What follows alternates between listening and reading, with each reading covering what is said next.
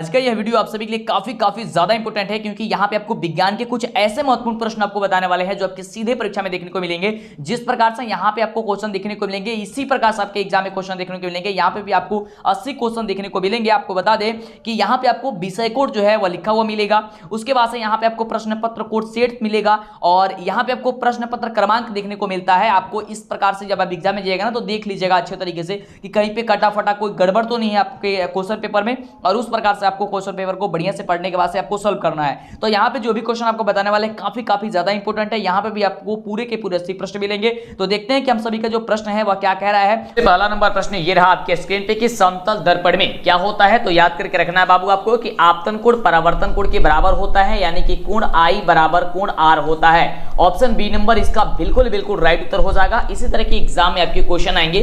जिस प्रकार से यहाँ पे क्वेश्चन देखने को मिल रहा है आपको, सीधे आपकी परीक्षा में यही सभी प्रश्न आएंगे, इससे बाहर नहीं आता आपके एग्जाम में। चलिए अगला प्रश्न देखिए आपके स्क्रीन पे। प्रश्न कह रहा है कि जब प्रकाश एक माध्यम से दूसरे माध्यम में जाता है तब प्रकाश का अपवर्तन होता है, किसके कारण होता है। तो प्रकाश की चाल में परिवर्तन के कारण होता है, यानी कि ऑप्शन आपका बी नंबर जो होगा वह बिल्कुल राइट उत्तर हो जाएगा। ठीक है, चलिए बात करते हैं अगले प्रश्न की। अगर आपको पहले से इन सभी प्रश्नों का उत्तर पता है तो आप बताते रहिए, क्योंकि आप बताइएगा तो ज्यादा बढ़िया तरीके से आपको याद हो जाएगा। अगर आपको एक बार में याद नहीं होता है, 2 बार 3 बार वीडियो देख लीजिए, जिससे कि आपको कंप्लीट याद हो जाए और आप परीक्षा में आए तो धमाल मचा दे। चलिए अगला प्रश्न है कि क्लोरोफिल वर्ण का जो रंग होता है वह कैसा होता है। तो काफी इजी प्रश्न है, फटाफट बता सकते हैं आप लोग कि हरा होता है। जिसको याद नहीं है वो याद करते जाएंगे बाबू। ऑप्शन हो जाएगा ए नंबर आपके एग्जाम में आएगा, फटाफट से आपको टिक कर देनी है। जिस प्रकार के एग्जाम में 80 प्रश्न देखने को मिलेगा, इसी प्रकार से यहाँ पे भी आपको 80 प्रश्न देखने को मिलेगा। आपको 40 ही प्रश्न को सॉल्व करके आना है आपको अपने परीक्षा में। ठीक है, चलिए अगला प्रश्न आपके स्क्रीन पे है। प्रश्न कह रहा है कि रक्त में आयरन की कमी से होने वाला जो रोग होता है वह रोग कौन होता है। तो एनीमिया होता है। कौन सा रोग होता है बाबू। एनीमिया होता है। यह तो आप 6th क्लास से ही पढ़ते आ रहे होंगे। ऑप्शन हो जाएगा आपका सी नंबर। आगे बात करते हैं हम लोग, फटाफट करेंगे क्वेश्चन को, क्योंकि 80 क्वेश्चन हम लोग को करना है। समय को ध्यान रखते हुए हम लोग फटाफट करेंगे। चलिए अगला प्रश्न है कि स्वपोषी भोजन के लिए क्या आवश्यक होता है। तो स्वपोषी भोजन के लिए क्लोरोफिल भी आवश्यक होता है, सूर्य के प्रकाश भी आवश्यक होता है, H2 और CO2 भी आवश्यक होता है, यानी कि इनमें से सभी जो इसका ऑप्शन डी नंबर दिया गया है ये आपका बिल्कुल राइट उत्तर हो जाएगा। ठीक है, चलिए बात करते हैं अगले नंबर प्रश्न की। अगला नंबर प्रश्न हम सभी क्या कह रहा है। तो अगला नंबर प्रश्न ये रहा आपके स्क्रीन पे, 6 नंबर प्रश्न कि निम्न में से कौन सा पदार्थ लेंस बनाने के लिए प्रयुक्त नहीं किया जा सकता है, जो कि काफी ज्यादा इंपॉर्टेंट है। हर बार ये क्वेश्चन पूछ ही दिया जाता है। तो ऑप्शन हो जाएगा ऑप्शन नंबर डी कि मिट्टी का उपयोग नहीं किया जाता है। ठीक है, चलिए आगे बात करते हैं अगले प्रश्न की। अगला प्रश्न ये रहा आपके स्क्रीन पे, लाजवाब प्रश्न है। जितने भी प्रश्न आपको देखने को यहाँ मिल रहा है। अगला प्रश्न कह रहा है कि एक उत्तल लेंस की जो क्षमता है 1 डायप्टर है, तो उस लेंस की जो फोकस दूरी है वह क्या है। वैसे तो आपको जो न्यूमेरिकल पे हम कई दिनों से आपको बता रहे हैं कि आपको एक स्पेशल वीडियो बना कर देंगे न्यूमेरिकल क्वेश्चन को कैसे सॉल्व किया जाता है। तो यहाँ पे क्वेश्चन दिया जा रहा है कि एक उत्तल लेंस की क्षमता 1 डायप्टर है, यानी कि P बराबर क्या दिया गया 1 डायप्टर दिया गया। ठीक है, यहाँ पे इसकी फोकस दूरी निकालना है। तो आप सभी जानते हैं कि P बराबर क्या होती है 1/f होती है। ये कब होती है, जब मीटर में होता है, लेकिन जब सेंटीमीटर में होता है तो क्या होता है ऊपर 100 होता है, यानी कि 100/f होती है। तो P का वैल्यू हम लोग का 1 दिया गया, 1 बराबर 100। अब f का वैल्यू आपको निकालना है, तो f आपका नीचे हो गया।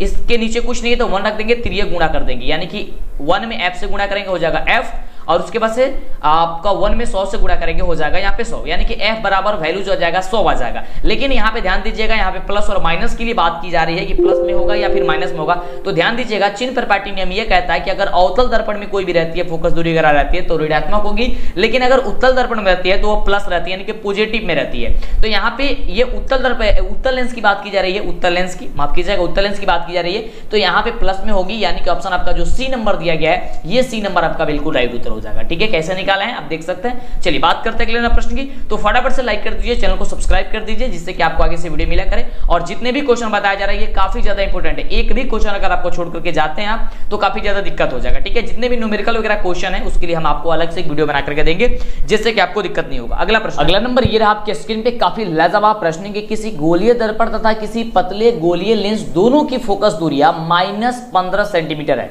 दर्पण का लेंस संभवतः है यह किस प्रकार की है। तो आपको हमने पहले बताया कि जो माइनस में होगा वह आपका अवतल होगा, जो प्लस में होगा वह आपका उत्तल होगा। तो यहाँ पे क्या कह रहा है माइनस में, यानी कि ये अवतल हो जाएगा दोनों का दोनों। ऑप्शन नंबर क्या हो जाएगा आपका ए नंबर बिल्कुल राइट उत्तर हो जाएगा। ये कौन कहता है, चिन्ह प्रपाटी नियम के अनुसार ये होता है। सिरपेरपेटी नियम क्या है आपको हम बता देंगे, इसके लिए चैनल को सब्सक्राइब कर लीजिए, जैसे कि वीडियो आए आपको जानकारी हो जाए। और देखिए एक एक क्वेश्चन आपके लिए काफी ज्यादा इंपॉर्टेंट है, अगर कोई भी क्वेश्चन छोड़ करके जाएंगे तो दिक्कत हो जाएगा यार, प्लीज लास्ट तक बनिए अगर वीडियो को आप प्ले कर चुके हैं तो, ठीक है। चलिए अगला प्रश्न कह रहा है कि सामान्य नेत्र की दूर बिंदु कितनी होती है। तो देखिए सामान्य नेत्र की जो दूर बिंदु होती है वो याद करके अनंत होती है। कितनी होती है? अनंत होती है। लेकिन वही चीज अगर निकट के लिए बात की जाती है तो 25 सेंटीमीटर होती है। निकट के लिए बात करेगा तो 25 सेंटीमीटर, दूर के लिए बात करेगा तो अनंत होगा, यानी कि यहां पे ऑप्शन आपका डी नंबर हो जाएगा। चलिए आगे बात करते हैं अगले प्रश्न की। अगला प्रश्न क्या कह रहा है आपको पता है तो नीचे कमेंट करके आप हमें बताते भी रहिए, चलिए जिससे कि हमें बहुत ज्यादा खुशी होगी। अगला प्रश्न कि जो नेत्र निकट की वस्तु को साफ नहीं देख सकता है उस नेत्र में होता है। अब ध्यान से देखिएगा यहाँ पे क्या कह रहा है, क्वेश्चन कर रहा है कि जो नेत्र है वह निकट की वस्तु को साफ नहीं देख पाता है। निकट को साफ नहीं देख पाता है इसका मतलब दूर की वस्तु को साफ देख पाता है। तो दूर की वस्तु को जब वो साफ देखेगा तो दूर दृष्टि दोषी हो जाएगा, यानी कि उल्टा होता है, जहां का वस्तु देखेगा वही दोष होता है। ऑप्शन क्या हो जाएगा? ए नंबर हो जाएगा। बस आप सिंपल भाषा में और आसान भाषा में एक ट्रिक के माध्यम से भी समझ लीजिए कि जो चीज दिखाई देगा वही दोष हो जाएगा, बस इतना सिंपल भाषा में याद कर लीजिए।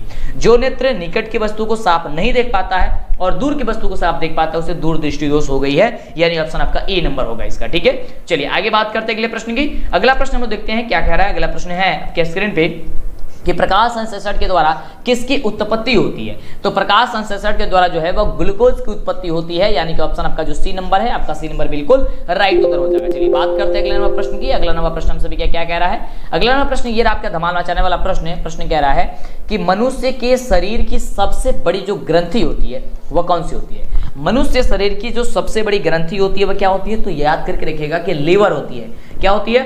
लीवर होती है, यानी कि ऑप्शन आपका जो ए नंबर दिया गया है ये ए नंबर आपका बिल्कुल ही राइट उत्तर हो जाएगा। अगला प्रश्न आपके स्क्रीन पे ये रहा।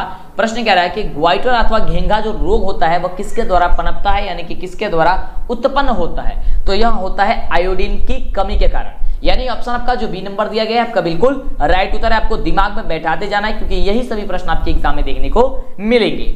अगला प्रश्न कि मानव नेत्र में क्या होता है, आपको ये बताना है। तो मानव नेत्र में याद करके रखिएगा कि उत्तल लेंस होता है। क्या होता है? उत्तल लेंस होता है, यानी कि ऑप्शन आपका जो सी नंबर कह रहा है ये सी नंबर आपका बिल्कुल राइट उत्तर हो जाएगा। चलिए आगे बात करते हैं अगले प्रश्न की। तो 15 नंबर प्रश्न ये रहा आपके स्क्रीन पे। प्रश्न कह रहा है हम सभी क्या, काफी शानदार प्रश्न है कि मानव नेत्र वस्तु का प्रतिबिंब निम्न में से किस भाग पर बनाता है। जो मानव नेत्र है वो वस्तु का जो प्रतिबिंब जो आप देखते हैं वह नेत्र में किस भाग पे बन जाता है। तो याद करके रखिएगा कि वह नेत्र में रेटिना पे बनता है, यानी कि ऑप्शन आपका जो सी नंबर कह रहा है आपका सी नंबर बिल्कुल ही राइट उत्तर हो जाएगा। अगला प्रश्न आपके स्क्रीन पे ये रहा। प्रश्न कह रहा है, ध्यान से समझिएगा कि टिंडल प्रभाव प्रकाश की कौन सी परिघटना को प्रदर्शित करता है। जो टिंडल प्रभाव होता है वह प्रकाश की कौन सी घटना को प्रदर्शित करता है। तो याद करके रखिएगा इसका बिल्कुल राइट जवाब हो जाएगा प्रकाश का परिकिरणन को। क्या होता है? प्रकाश का परिकिरणन, यानी कि ऑप्शन आपका जो डी नंबर है ये डी नंबर आपका बिल्कुल राइट उत्तर हो जाएगा। आगे बात करते हैं अगले प्रश्न की। अगला प्रश्न ये आपके स्क्रीन पे प्रश्न कह रहा है कि एक कूलम्ब विद्युत आवेश कितने इलेक्ट्रॉनों में समाये आवेश के तुल्य होता है। जो एक कूलम्ब विद्युत आवेश होता है, ये क्वेश्चन आपको बता दें कि इंटर में भी पढ़ने जाइएगा तो ये काफी ज्यादा इंपॉर्टेंट होता है। इंटर के लिए भी इंपॉर्टेंट है, मैट्रिक के लिए भी इंपॉर्टेंट है। तो ये कितना होता है? 6.25 इंटू 10 का पावर 18 कितना होता है? 6.25 गुणे 10 का पावर 18 आपका होता है, यानी कि ऑप्शन क्या हो जाएगा? बी नंबर आपका राइट उत्तर हो जाएगा। वहां पे आपको इंटर में इसको बताया जाता है कि इसको निकाला कैसे जाता है, हालांकि आपको भी हम बता देंगे आगे जब आपको बताएंगे न्यूमेरिकल क्वेश्चन में। तो अगला प्रश्न आपके स्क्रीन पे ये रहा। प्रश्न कह रहा है कि एक एमीटर का परिसर जो है 0.3 एम्पियर है और इस एमीटर के स्केल पर डिवाइसों की जो संख्या है वह 30 जोड़ी गई है, यानी कि 30 है। तो उस एमीटर का अल्प मापांक जो होगा वह कितना होगा ये आपको बताना है। तो गणना करके बताना है। इसका राइट जवाब होगा 0.01 एम्पियर होगा। कितना होगा? 0.01 एम्पियर होगा, यानी कि ऑप्शन आपका ये डी नंबर दिया गया है ये आपका बिल्कुल राइट उत्तर होगा। अगला प्रश्न आपके स्क्रीन पे है। प्रश्न कह रहा है कि थायरॉक्सिन का श्रवण जो होता है वह कहां से होता है। काफी बढ़िया प्रश्न है कि थायरॉक्सिन का जो श्रवण होता है बाबू वह कहां से होता है। तो याद करके देखिएगा थायरॉक्सिन का श्रवण जो होता है वह थायराइड ग्रंथि से ही होता है, यानी कि थायराइड से होता है। ऑप्शन आपका जो ए नंबर कह रहा है ये आपका राइट उत्तर हो जाएगा। अगले प्रश्न की बात करते हैं। तो अगले प्रश्न ये रहा आपके स्क्रीन पे। प्रश्न कह रहा है हम सभी का कि मानव में डायलिसिस थैली जो है वह कौन सी है। तो याद करके रखिएगा कि मानव में डायलिसिस थैली नेफ्रॉन को कहते हैं और आपके एग्जाम में नेफ्रॉन का जो है चित्र है ये बनाने के लिए आता है, जो कि 5 नंबर के लिए आता है और काफी ज्यादा इंपॉर्टेंट होता है। ठीक है, नेफ्रॉन, न्यूरॉन, ठीक है, इसका चित्र बनाने के लिए आता है, तो ये आप जरूर प्रैक्टिस करते रहिएगा। अगला प्रश्न आपके स्क्रीन पे कि भोजन का पाचन किस प्रकार की अभिक्रिया है। जो भोजन का पाचन है वह किस प्रकार की अभिक्रिया है, तो वह उपचयन अभिक्रिया है। कैसे अभिक्रिया है? उपचयन अभिक्रिया है, यानी कि ऑप्शन आपका हो जाएगा ए नंबर। उपचयन अभिक्रिया में क्या होता है आप सभी को पता है, जरूर नहीं पता है कोई दिक्कत नहीं है, सब्जेक्टिव क्वेश्चन में आपको हम बता देंगे। अगला प्रश्न आपके स्क्रीन पे ये रहा, प्रश्न कह रहा है कि विद्युत आवेश का एसआई जो मात्रक होता है वह क्या होती है। तो विद्युत आवेश का एसआई मात्रक होता है कूलम, यानी कि ऑप्शन हो जाएगा आपका डी नंबर। और इसे कैसे सूचित किया जाता है? वो कूलम को सी से प्रदर्शित किया जाता है, यानी सूचित किया जाता है या फिर प्रदर्शित किया जाता है सी से। आगे बात करते हैं अगले प्रश्न की। अगला प्रश्न आप सभी के स्क्रीन पे है, प्रश्न कह रहा है कि अतिभारण के समय विद्युत परिपथ में विद्युत धारा का जो वैल्यू होता है, जो मान होता है वह कितना होता है। अतिभारण के समय विद्युत परिपथ में विद्युत धारा का जो मान होता है वह क्या हो जाता है, तो बहुत अधिक बढ़ जाता है, जिसके कारण अतिभारण हो जाता है, यानी कि ऑप्शन आपका जो सी नंबर कह रहा है, ये सी नंबर आपका बिल्कुल राइट उत्तर हो जाएगा। आगे बात करते हैं अगला प्रश्न। देखिए यहाँ पे काफी जबरदस्त प्रश्न है जो आपकी परीक्षा में धमाल मचाएगा। प्रश्न कह रहा है कि 2 एम्पियर, 3 एम्पियर, 5 एम्पियर और 6 एम्पियर प्रतिरोध की 4 कुंडलियों को क्या किया गया है, श्रेणीबद्ध कर 64 वोल्ट की एक बैटरी से जोड़ दिया जाता है इसे।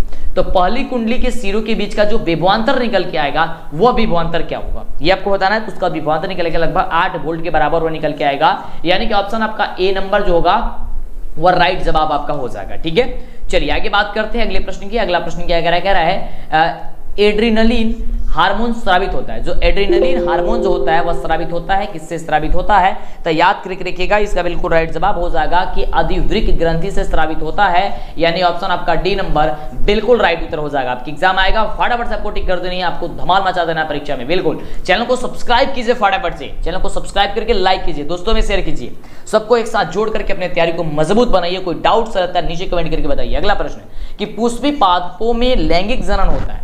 पुष्पी पादों में लैंगिक जनन जो होता है किसके द्वारा होता है, पत्तियों द्वारा, फूलों द्वारा, तना द्वारा, इनमें से किसी के द्वारा भी नहीं। तो इसका राइट जवाब जो हो जाएगा वो कि फूलों द्वारा होता है। किसके द्वारा होता है, फूलों द्वारा होता है, यानी ऑप्शन नंबर जो बी नंबर कह रहा है ये आपका बिल्कुल राइट जवाब हो जाएगा। अंतिम तक बने रहिए। ये पीडीएफ ये कहां से मिलेगा आपको, ये भी सारी जानकारी बताएंगे। आप ऑनलाइन टेस्ट कैसे दे सकते हैं, ऑब्जेक्टिव सब्जेक्टिव मॉडल पेपर वगैरह कहां से प्राप्त कर सकते हैं, सारा का सारा आपको प्रोसेस बताया जाएगा।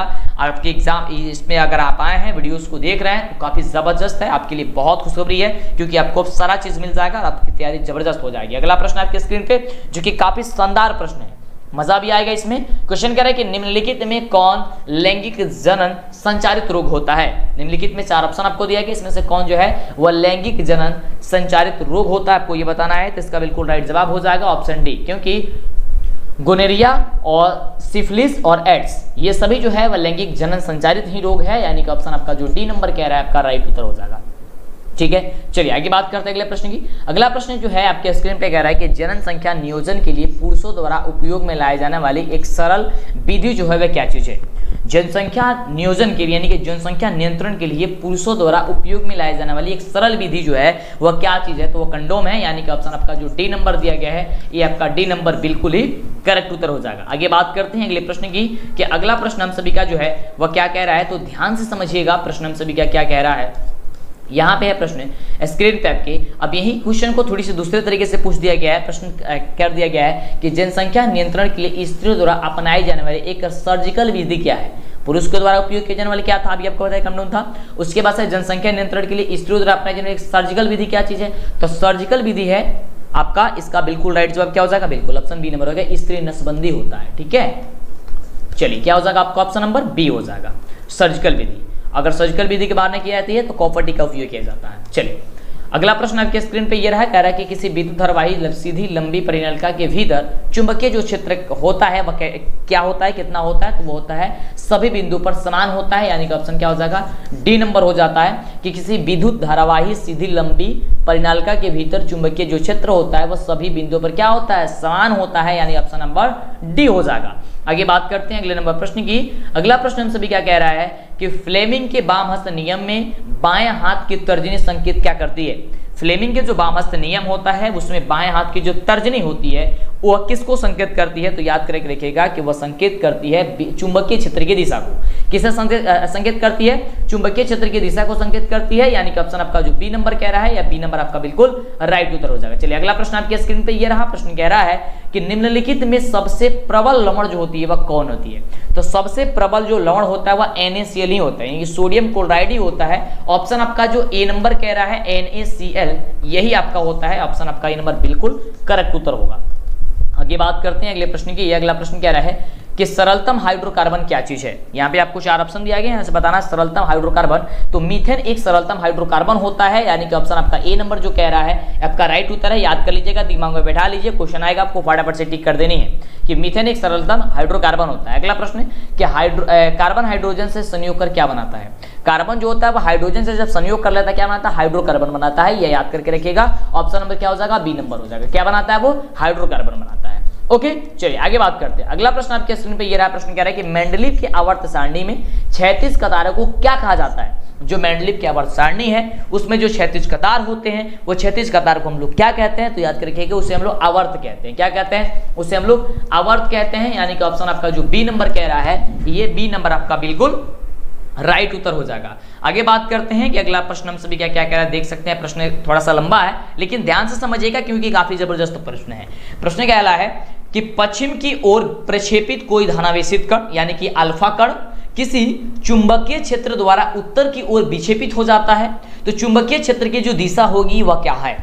ध्यान दीजिएगा, क्वेश्चन क्या करेगा, एक बार और पढ़िए क्वेश्चन को, क्योंकि क्वेश्चन को जितना बार पढ़िएगा उतना ही आपके दिमाग काम करना चालू करेगा। क्वेश्चन है कि पश्चिम की ओर प्रक्षेपित कोई धनावेशित कण जैसे कि अल्फा हो गया किसी चुंबकीय क्षेत्र द्वारा उत्तर की ओर विक्षेपित हो जाता है, तो चुंबकीय क्षेत्र की जो दिशा होगी वह क्या होगी, तो उसकी दिशा क्या होगी, ऊपर मुखी होगी। कैसे होगी उसकी दिशा, ऊपर मुखी होगी। यानी ऑप्शन जो आपका डी नंबर दिया गया है, ये डी नंबर आपका बिल्कुल राइट जवाब होगा। ठीक है, चलिए आगे बात करते हैं।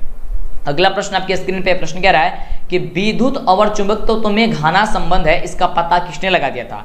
विद्युत और चुंबक तत्व में जो है वह घना संबंध है, इसका पता किसने लगाया था, लगाया था, तो याद करके रखिए ऑस्टर्ड ने लगाए थे। यानी ऑप्शन आपका जो सी नंबर दिया गया है ये आपका राइट जवाब हो जाएगा। आगे बात करते हैं अगले प्रश्न की। अगला प्रश्न हम सभी क्या क्या कह रहा है, तो ये रहा प्रश्न आपके स्क्रीन पे। प्रश्न कह रहा है कि जनसंख्या नियंत्रण के लिए स्त्रियों द्वारा अपनाई जाने वाली एक सरल जो यांत्रिक विधि होती है, जो आपको हमने पहले भी इसके बारे में बताया।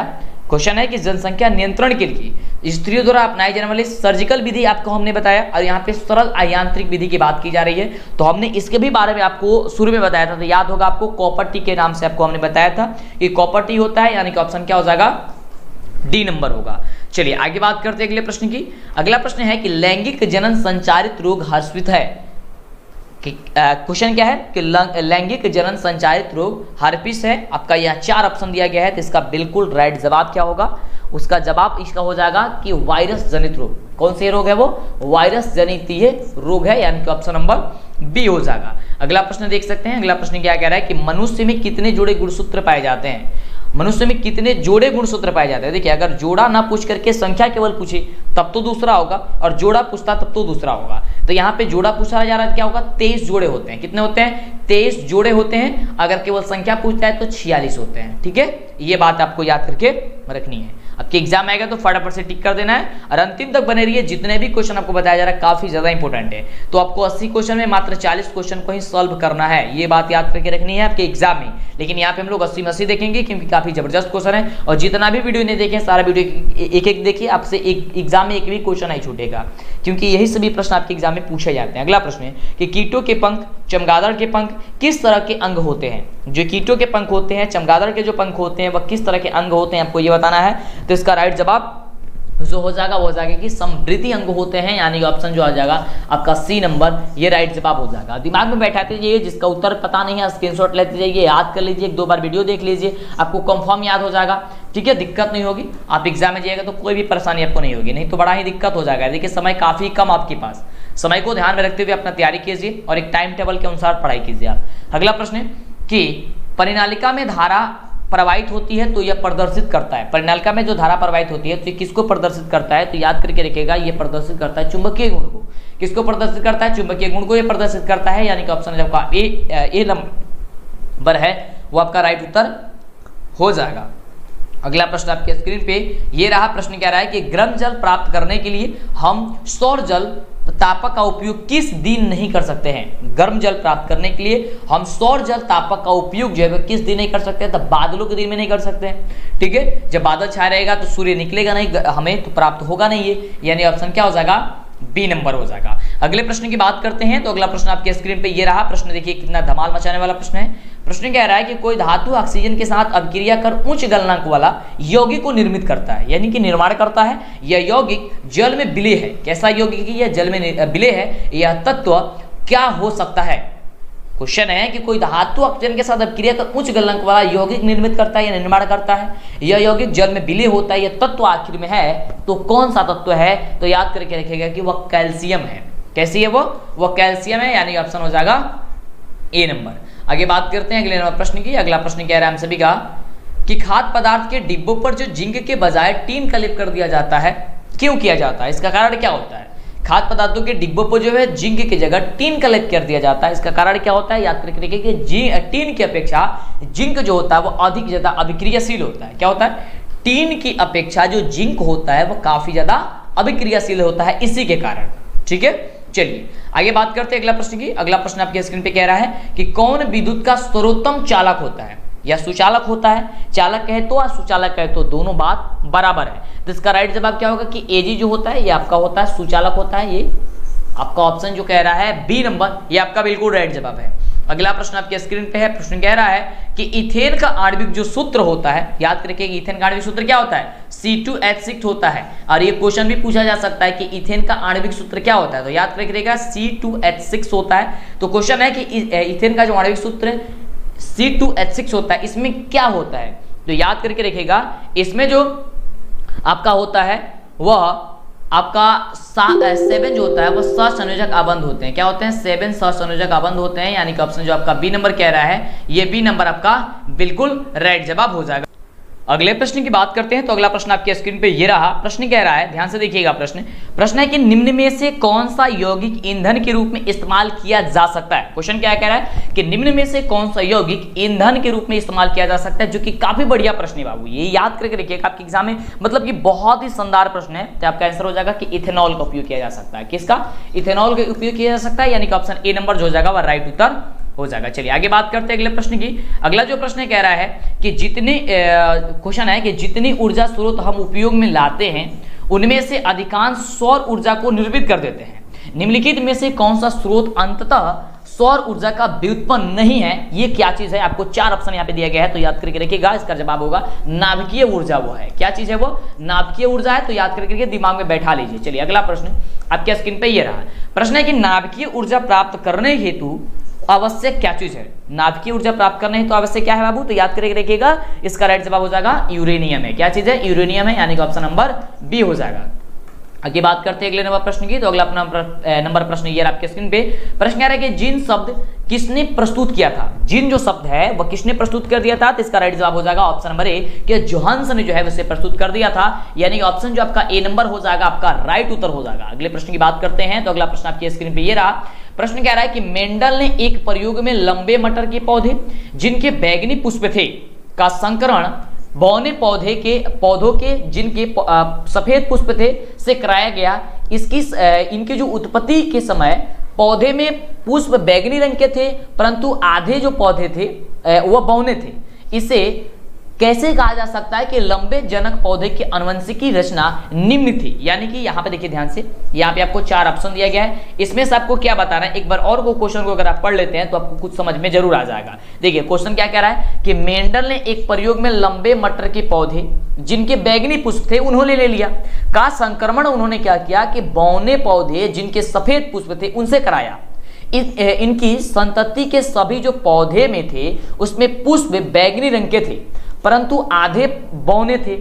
इससे कहा क्या जा सकता है? यहाँ पे आपको जो 4 ऑप्शन दिया गया है कि लंबे जनक पौधे की आनुवंशिकी रचना क्या थी, तो इसका राइट जो जवाब हो जाएगा वो हो जाएगा ऑप्शन आपका सी नंबर कि एक कैपिटल टी, स्मॉल टी और कैपिटल दोनों डब्ल्यू। ऑप्शन क्या हो जाएगा आपका? सी नंबर हो जाएगा। आगे बात करते हैं अगले प्रश्न की। अगला नंबर प्रश्न देखिए काफी शानदार प्रश्न है। प्रश्न कह रहा है कि समजात अंगों का उदाहरण जो होता है क्या होता है? तो ऑप्शन आपका जो ए नंबर दिया गया है कि हमारा हाथ और कुत्ते का जो अग्रपाद होता है वह आपका राइट उत्तर हो जाएगा, यानी कि ऑप्शन नंबर जो ए हो जाएगा वह बिल्कुल राइट उत्तर हो जाएगा। चलिए बात करते हैं अगले नंबर प्रश्न की। चलिए, तो अगला नंबर प्रश्न हम सभी का क्या कह रहा है, ध्यान दीजिएगा।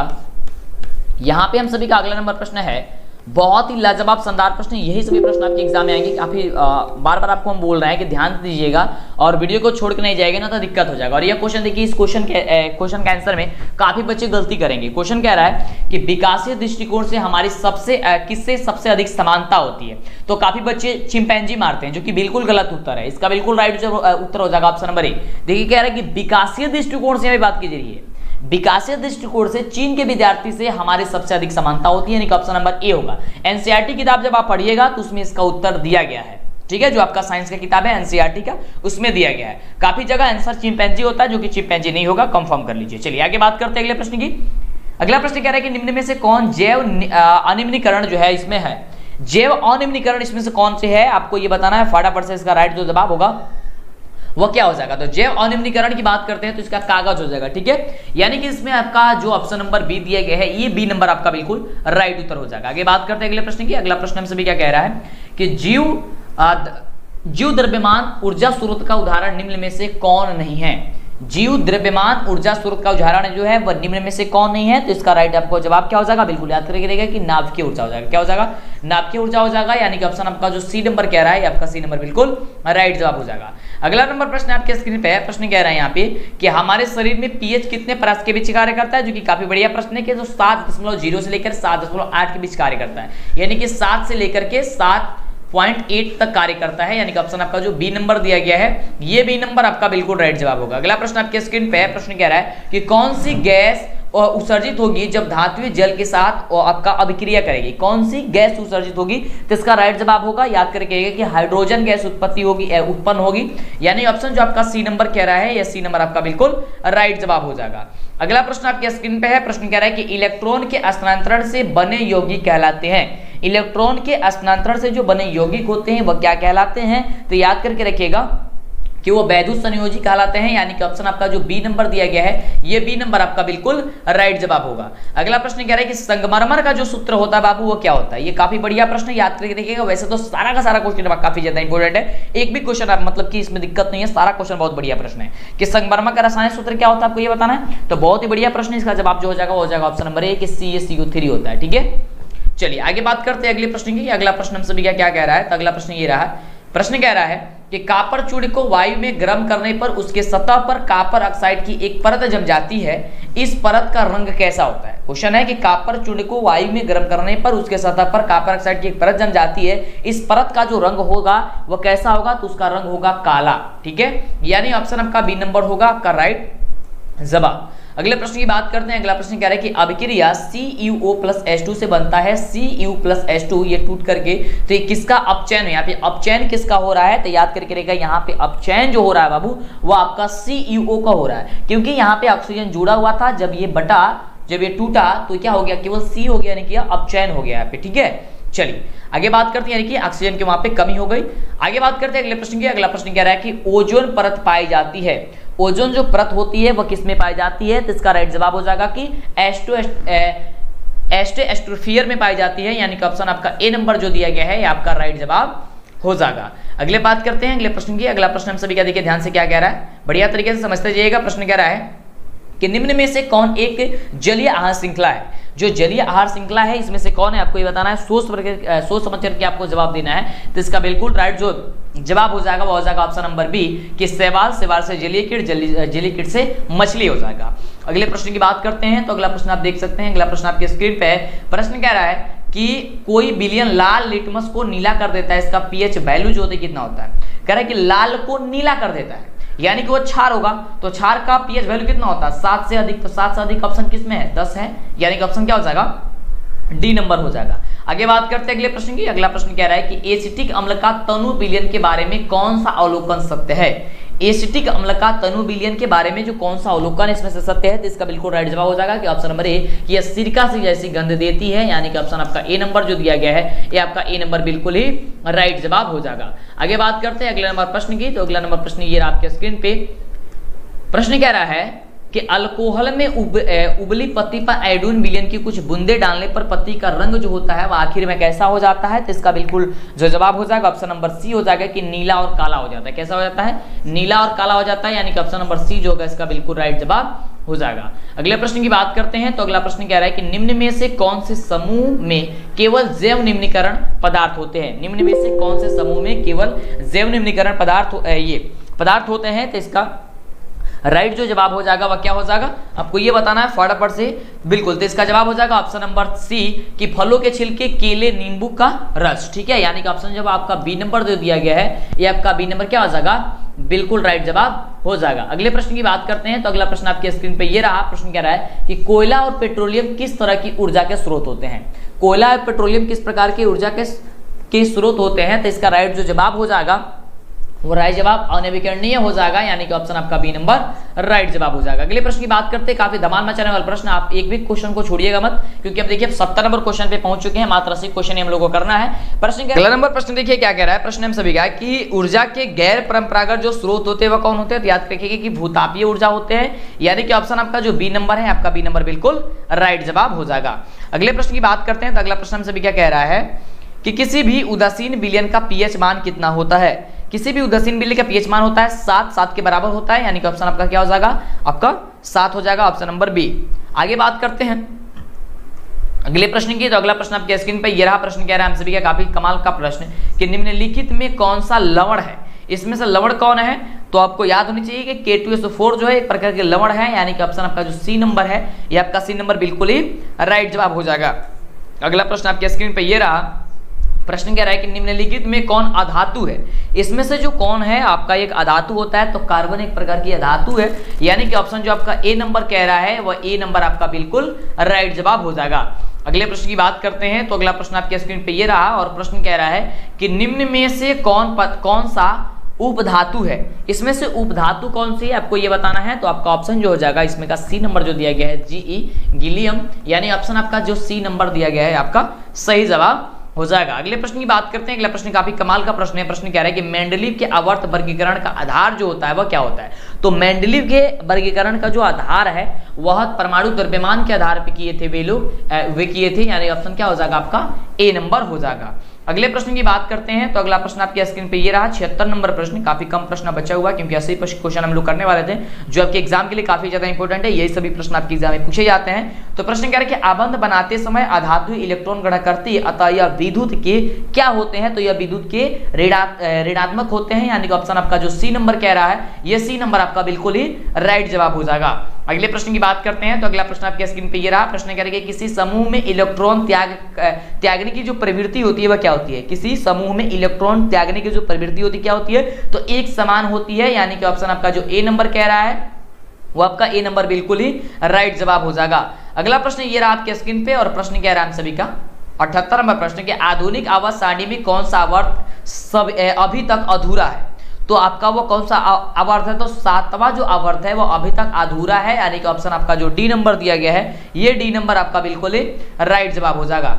अगला प्रश्न आपके स्क्रीन पे कि कुटपाद किसमें पाया जाता है, जो कि काफी बढ़िया प्रश्न है और सेकंड लास्ट क्वेश्चन है। तो कुटपाद अमीबा में पाया जाता है, यानी कि ऑप्शन आपका जो सी नंबर है आपको याद कर लेना है कि सी नंबर इसका बिल्कुल राइट जवाब होगा। और ये रहा आपका लास्ट क्वेश्चन। इसके पहले अभी तक वीडियो को लाइक सब्सक्राइब चैनल को नहीं किया है जल्दी से कर लीजिए, दोस्तों में शेयर कर दीजिए। और आपको ये भी बताएंगे कि आप जो है ये आप पीडीएफ वगैरह कैसे ले सकते हैं, तो बने रहिए हमारे साथ। प्रश्न कह रहा है कि प्रकाश संश्लेषण कब होता है। तो देखिए प्रकाश संश्लेषण जो होता है वो दिन में होता है, यानी ऑप्शन जो आपका कह रहा है बी नंबर इसका बिल्कुल राइट जवाब हो जाएगा। और आप अब ये जानिए कि आपको ये पीडीएफ कहाँ पे मिलेगा। तो आपको बता दें कि ये जो पीडीएफ है आपको हम किताब लिख चुके हैं, आप जाकर के मार्केट से खरीद सकते हैं, या फिर आप हमारे वेबसाइट पे जाकर के सर्च कीजिए DLS एजुकेशन, मतलब कि आप गूगल पे सर्च कीजिए DLS एजुकेशन, यानी लिंक जो है डिस्क्रिप्शन में आपको दिया गया सारा चीज का, है ना, आपको मिल जाएगा। और बुक वगैरह भी खरीदना चाहते हैं खरीद सकते हैं, मेरा द्वारा बुक लिखा गया आपके लिए, सारी प्रोसेस यहाँ पे आपको बताई जा रही है। फिर मिलती है इसी तरह का हमारे वीडियो के साथ नेक्स्ट वीडियो में। पाने के लिए आगे से वीडियो पाने के लिए चैनल को सब्सक्राइब लाइक करके दोस्तों में शेयर कर दीजिए।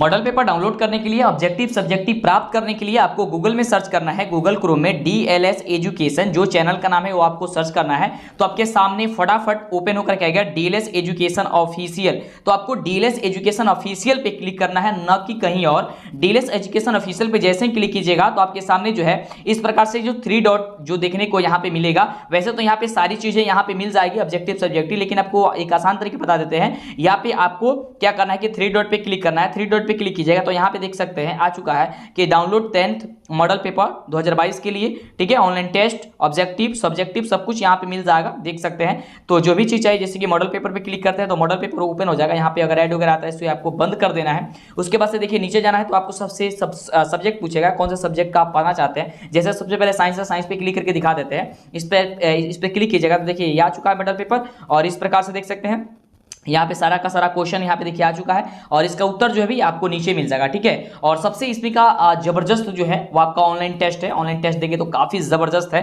ना। तो ऑनलाइन टेस्ट पे क्लिक कीजिए और बहुत ही जबरदस्त है ऑनलाइन टेस्ट दीजिएगा, बड़ी मजा आएगा। जैसे यहाँ पे क्लिक करते हैं और देख सकते हैं यहाँ क्वेश्चन आ चुका है, जो भी आपका सही जवाब होगा उस पर आपको क्लिक करना है। जैसे देख सकते हैं यहाँ पे सही है तो देखिए सही पे आ चुका है, गलत होता तो आपको बता देता है, फिर आगे जाना है ना। और इसमें एक आवाज भी उत्पन्न होगी, आपको बताएगा भी कि आपका सही उत्तर है या फिर गलत उत्तर है। जैसे ही क्लिक कीजिएगा ना तो आपका सही है या फिर गलत है, आपको यह आवाज आएगा अमिताभ बच्चन का, तो फटाफट से कीजिए।